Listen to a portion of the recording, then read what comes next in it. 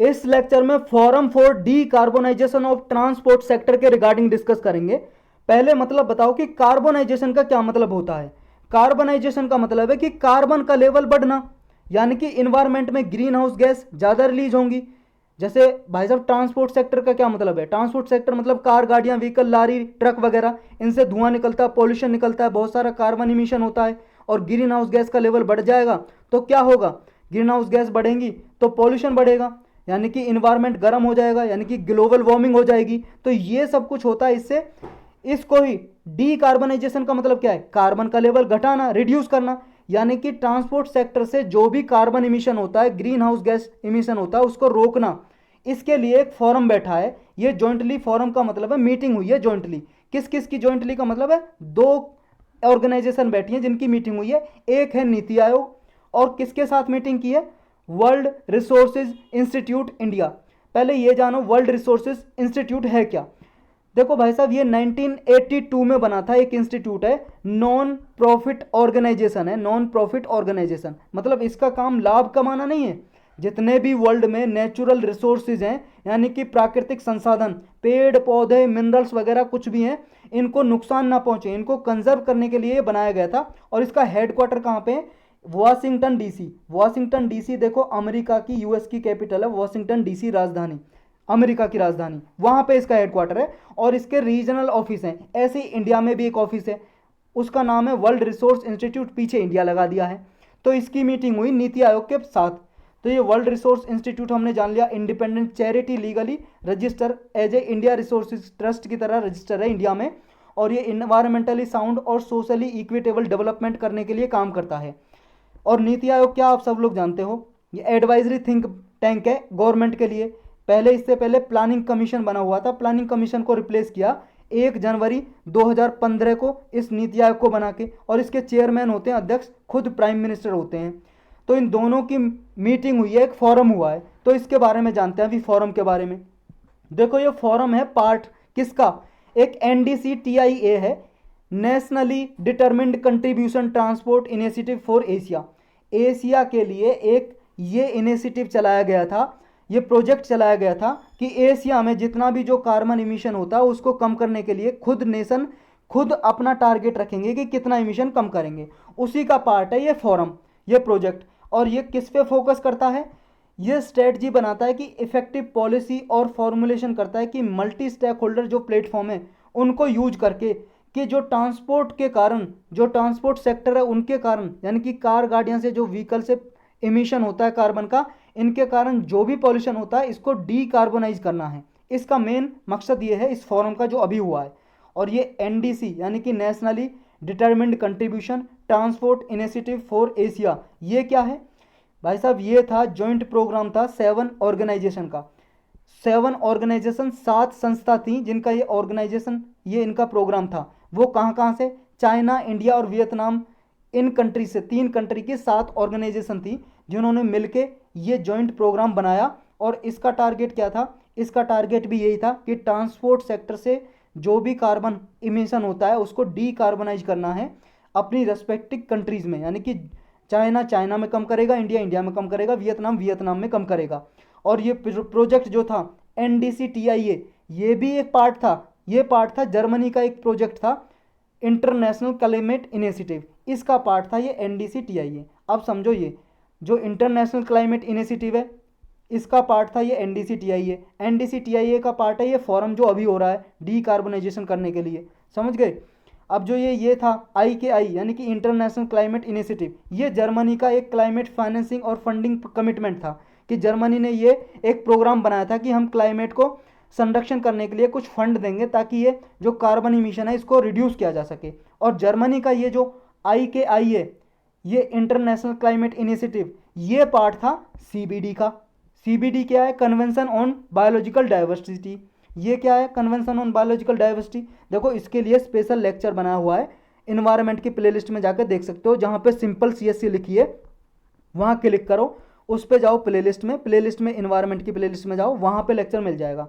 ये देखो 1992 में एक डॉक्यूमेंट है, ट्रीटी है, ऑर्गेनाइजेशन है, कन्वेंशन है, कुछ भी बोल लो, तब अडॉप्ट की गई थी। अर्थ समिट हुआ था 1992 में। अर्थ समिट रियो डी जनेरियो में, ब्राज़ील में एक जगह है भाई साहब, ब्राज़ील कंट्री है ना, ब्राज़ील साउथ अमेरिका में।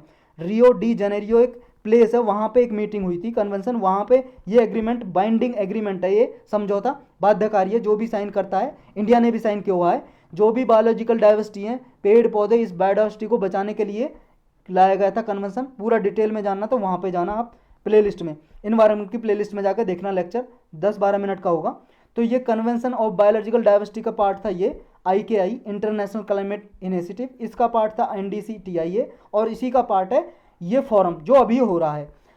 तो ये टारगेट था इसका, मतलब एक तरह से इंटीग्रेटेड अप्रोच है ये, ताकि जो ट्रांसपोर्ट सेक्टर में ग्रीनिंग लाई जा सके, यानी कि ग्रीन एनर्जी जिससे पॉल्यूशन नहीं हो, रिन्यूएबल एनर्जी यूज की जा सके। तो इसका एम टारगेट क्या है? टारगेट यही है, जो ग्रीन हाउस गैस इमिशन होता है, जो निकलती है गैस, उसको ब्रिंग डाउन यानी कि कम करना है, रिड्यूस करना है उसको। और जो हमारे अर्थ का टेम्परेचर 2 डिग्री से ज़्यादा ना बढ़े जब सेंचुरी खत्म हो, ये टारगेट इसका है। मतलब ग्लोबल एवरेज टेम्परेचर क्या है? 2 डिग्री से ज़्यादा ना बढ़े। नेक्स्ट, क्या एक्सपेक्टेड बेनिफिट लगाई जा रहे हैं इसके, मतलब क्या आशा लगाई जा रही है, उम्मीद लगाई जा रही है, इसके फ़ायदे क्या होंगे। और इससे क्या है, जो एक बिजनेस मॉडल डेवलप होगा, इनोवेटिव बिजनेस मॉडल का डेवलपमेंट होगा, इससे सहायता मिलेगी, ताकि जो इंडिया में इलेक्ट्रिक मोबिलिटी जो स्पेस है उसकी ग्रोथ हो सके। यानी कि ज़्यादा से ज़्यादा इलेक्ट्रिसिटी से चलने वाले व्हीकल, कार, गाड़ियाँ, मोटरसाइकिल जो इलेक्ट्रिसिटी से चलें, बैटरी से चलें, रिचार्जेबल जो होती हैं बैटरी, उनसे चलें, ऐसी ग्रोथ हो इंडिया में, ये उम्मीद जताई जा रही है। मतलब एक यूनिफॉर्म पॉलिसीज़ का डेवलपमेंट होगा इससे, जिसकी वजह से ट्रांसपोर्ट सेक्टर की वजह से जो भी इमिशन होता है उसको रिड्यूस किया जा सके। अब नीड क्या है, इसकी ज़रूरत क्या है? ज़रूरत इसलिए क्योंकि भाई साहब इंडिया क्या है ना, ट्रांसपोर्ट सेक्टर से जितना भी पूरे वर्ल्ड में इमिशन होता है, वो इंडिया 3rd नंबर पे आता है उसमें। CO2 इमिशन जो होता है, मतलब कार्बन डाइऑक्साइड गैस जो ट्रांसपोर्ट सेक्टर की वजह से, कार, गाड़ियाँ, लारी, ट्रक की वजह से जो निकलती है, इंडिया उसमें 3rd नंबर पे आता है। और इसमें भी जो इंटरनेशनल एनर्जी एजेंसी है एक, इसकी 2020 का डेटा इसने रिलीज किया था। इंटरनेशनल एनर्जी एजेंसी भाई साहब ये 1974 में बनी थी। और OECD जो कंपनी है, मतलब कंट्री है ना, OECD, organisation for economic cooperation development, ये डेवलपमेंट कंट्रीज की एक ऑर्गेनाइजेशन है जो लगभग 1961 में बनी थी। और इसका हेडक्वार्टर है पेरिस में, जो फ्रांस कंट्री है, फ्रांस कंट्री यूरोप में, फ्रांस की कैपिटल है, राजधानी पेरिस, पेरिस में इसका हेडक्वार्टर है। और ये IEA का भी इसी में हेडक्वार्टर है, पेरिस में। तो ये बनाई थी OECD कंट्रीज़ ने, देशों ने, इंटरनेशनल एनर्जी एजेंसी। इंडिया इसका पार्ट नहीं है, ये याद रखना है, IEA का, समझ गए। एक अलग ऑर्गेनाइजेशन है IAEA, उसका इंडिया पार्ट है। इंटरनेशनल एटॉमिक एनर्जी एजेंसी उसका पार्ट है, लेकिन इसका नहीं है, ये याद रखना आपको। इंटरनेशनल एनर्जी एजेंसी का इंडिया पार्ट नहीं है। और ये 1974 में बनी थी, पेरिस बेस्ड ऑर्गेनाइजेशन है, जो एनर्जी वगैरह को संरक्षण किया जा सके इसलिए बनाई गई थी। तो IEA और ministry of environment, forest, climate change, हमारी जो मिनिस्ट्री है, उसका 2018 का डेटा ये बोलता है कि ट्रांसपोर्ट सेक्टर में भी सबसे ज़्यादा जो इमिशन होता है, ट्रांसपोर्ट में तो बहुत सारे आता है ना, रेलवेज भी आता है ट्रांसपोर्ट में भाई साहब, हवाई जहाज भी आता है ट्रांसपोर्ट में, क्योंकि ट्रांसपोर्ट कर रहा है वो भी। और जो पानी के जरिए, बोट के जरिए आता है, वो भी ट्रांसपोर्ट सेक्टर में आता है। तो इसमें सबसे ज़्यादा जो इमिशन निकलता है CO2 का, वो रोड ट्रांसपोर्ट से आता है, जो रोड पे कार, गाड़ियाँ चलती हैं उनकी वजह से। और रोड ट्रांसपोर्ट सेक्टर में 90% कंट्रीब्यूट करता है CO2 इमिशन के लिए। अब ये जैसे जैसे अर्बनाइजेशन बढ़ रहा है, अर्बनाइजेशन का मतलब शहरीकरण, ज़्यादा से ज़्यादा लोग शहरों में रह रहे हैं, शहरों में आ रहे हैं गांव से, और अर्बनाइजेशन बढ़ रहा है। और इसकी वजह से व्हीकल की जो है, व्हीकल की सेल्स इंक्रीज हो रही है, ज़्यादा से ज़्यादा लोग व्हीकल, कार, गाड़ियाँ, बाइक वगैरह खरीद रहे हैं। और ऐसा अनुमान है कि 2030 तक आते आते जितने भी व्हीकल्स हैं हमारे इंडिया में, वो डबल हो जाएंगे, डबल हो जाएंगे। और जब डबल हो जाएंगे तो क्या इमिशन ज़्यादा से ज़्यादा होगा। तो इसमें ये गोल रखा गया है कि इंडिया के लिए ये असेंशियल है कि पेरिस क्लाइमेट एग्रीमेंट है वो 2050 के लिए, इसके गोल को अचीव करने के लिए ट्रांसपोर्ट सेक्टर को डीकार्बनाइजेशन किया जाए, यानी कि ट्रांसपोर्ट सेक्टर से जो कार्बन इमिशन होता है इसको रिड्यूस किया जाए। अगर जो पेरिस क्लाइमेट एग्रीमेंट हुए थे 2015 में भाई साहब, एग्रीमेंट हुए थे UNFCCC, ये इसके बारे में स्पेशल लेक्चर बना हुआ है, इन्वायरमेंट की प्लेलिस्ट में जाकर देख सकते हो, कई बार पढ़ा हमने। इसकी हर साल मीटिंग होती है जिसे बोलते हैं कॉन्फ्रेंस ऑफ पार्टी, और इसकी मीटिंग हुई थी 21वीं मीटिंग हुई थी पेरिस में, फ्रांस की कैपिटल पेरिस में। वहाँ पे जो एक ग्रीन हाउस गैस को कैसे कम किया जाएगा, कुछ समझौते किए, एग्रीमेंट किए सब कंट्रियों ने मिलकर, लगभग जो इसके पार्ट हैं UNFCCC के। तो वहाँ पे जो एग्रीमेंट किए, समझौते किए, उसी को बोलते हैं पेरिस क्लाइमेट एग्रीमेंट। 2050 का ये गोल है कि इसमें रिड्यूस किया जाएगा ग्रीन हाउस गैस को। तो इसके टारगेट को अचीव करने के लिए हमें इंडिया को ट्रांसपोर्ट सेक्टर को डीकार्बनाइजेशन करना पड़ेगा, और डीकार्बोनाइजेशन का मतलब हम ऊपर समझ चुके हैं। अब कुछ रिलेटेड इनिशिएटिव हैं जो इंडिया ने चलाए हैं। एक है फैम स्कीम, ये स्कीम है जो national electric mobility mission plan है उसी का पार्ट है, यानी कि ज़्यादा से ज़्यादा हमारी कंट्री में इलेक्ट्रिक व्हीकल प्रोड्यूस हों और ज़्यादा से ज़्यादा लोग इलेक्ट्रिक व्हीकल यूज करें। नेक्स्ट है इंसेंटिव फॉर पीएलआई स्कीम, जो प्रोडक्ट लिंक्ड स्कीम है, प्रोडक्ट लिंक्ड इंसेंटिव स्कीम, ये ऑटोमोबाइल सेक्टर के लिए भी इंडिया ने एक्सटेंड कर दी है। इसमें लगभग 5700 करोड़ रुपए अलोकेट किए हैं, यानी कि जो ज़्यादा से ज़्यादा ऐसे ऑटोमोबाइल इंट्रोड्यूस मतलब प्रोड्यूस करेगा, मैन्युफैक्चरिंग करेगा, उसको गवर्नमेंट कुछ इंसेंटिव देती है, फ़ायदा देती है, बेनिफिट, जैसे टैक्स में बेनिफिट दे दिया। इसके लिए जो कोई cell chemistry battery storage manufacturing लगाएगा, यानी कि ऐसी बैटरी बनाएगा जो व्हीकल में यूज हो सकें और उनसे इलेक्ट्रिक व्हीकल में यूज हो सकें, उसके लिए 80,000 करोड़ रुपए एलोकेट किए गवर्नमेंट ने। और इलेक्ट्रिक व्हीकल का ज़्यादा से ज़्यादा डेवलपमेंट हो, हमारे इंडिजिनस डेवलपमेंट हो, इसको इंकरेज किया गया है इस स्कीम के जरिए। एक है रिन्यूएबल ऑटोमोबाइल इंडस्ट्री, ये इसका टारगेट ये है वर्ल्ड में लार्जेस्ट इलेक्ट्रिक व्हीकल मैन्युफैक्चरिंग और सप्लाइंग हब बनाना है इंडिया को। इंडिया का टारगेट इसके जरिए ये है, पूरे विश्व में सबसे बड़े हमारा इंडिया होना चाहिए कि सबसे ज़्यादा इलेक्ट्रिक व्हीकल जो बिजली से चलने वाले वाहन हमारे इंडिया में प्रोड्यूस हों।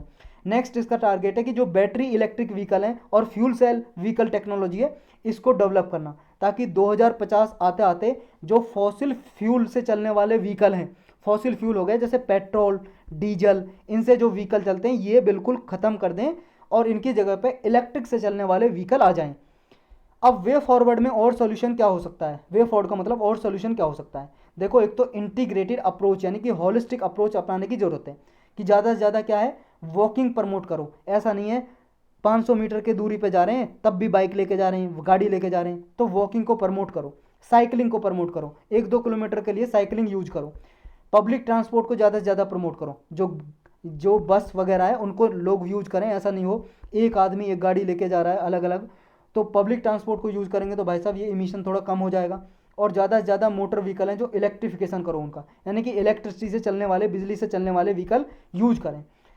और favourable ecosystem different stakeholder के लिए क्रिएट करो, ताकि जो कंपनी है उनके लिए भी फ़ायदा दो, इंसेंटिव दो जो इलेक्ट्रिक व्हीकल बनाती हैं, और जो खरीदते हैं इलेक्ट्रिक व्हीकल उन्हें भी थोड़ा इंसेंटिव दो, जैसे टैक्स में छूट दे दी। तो ये कुछ करने की ज़रूरत है गवर्नमेंट को, यानी कि कोऑर्डिनेटेड एफर्ट की ज़रूरत है, यानी कि सहयोग करने की ज़रूरत है सारे स्टेक होल्डर जो भी इन्वॉल्व हैं, कि ज़्यादा से ज़्यादा इन्वेस्टमेंट आए इलेक्ट्रिसिटी व्हीकल को प्रमोट करने के लिए। तो यही था बस इसमें